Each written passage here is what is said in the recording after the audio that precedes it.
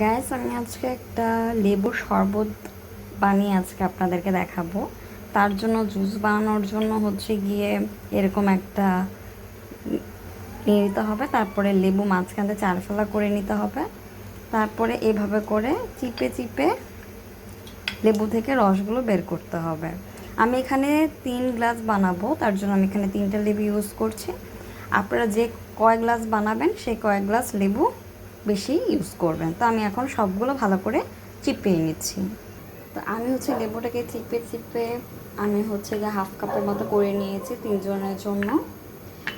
তো আপনাদের যদি বড় লেবু থাকে তাহলে মনে হয় আপনাদের 4টা লেবু ইউজ করলে আপনাদের 1 কাপ হয়ে যাবে। আমি 4টা লেবু ইউজ করেছি, আমার হাফ কাপ হয়েছে, ছোট ছোট লেবু ছিল এজন্য। তো আমি হচ্ছে গিয়ে এখন কিভাবে কি করছে সেটা আপনাদেরকে দেখিয়ে দিচ্ছি।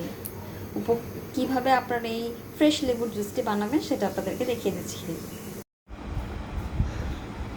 আমি হচ্ছে এই লেবুর রসটা অলরেডি বানিয়ে ফেলেছি। লেবুর রস বানানোর জন্য আমি যা যা দিয়েছি সেটা হচ্ছে গিয়ে আমি 1 কাপের মতো হচ্ছে গিয়ে লেবুর রস দিয়েছি। তারপরে হচ্ছে গিয়ে আমি 2 কাপ পরিমাণ পানি দিয়ে 5 চামচ চিনি একটু গরম পানি দিয়ে ভালো করে গুলে নিয়ে আমি চিনির সিরাপ তৈরি করে নিয়েছি। তারপরে হচ্ছে এখানে আমি বরফ কুচি দিয়েছি, দেন ওটাকে আমি ব্লেন্ড করে নিয়েছি। তারপরে পরিমাপ মতো পানি দিয়েছি, 3 গ্লাস পরিমাপ পানি দিয়েছি।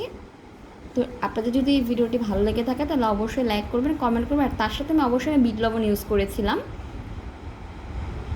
তারপর এটাকে ভালো করে মিক্স করেছি। তো দেখতেই পাচ্ছেন এই গরমে বাইরে থেকে আসার পর যদি কেউ এরকম ফ্রেশ লেবুর জুস খেয়ে থাকেন তাহলে অনেক ভালো লাগবে।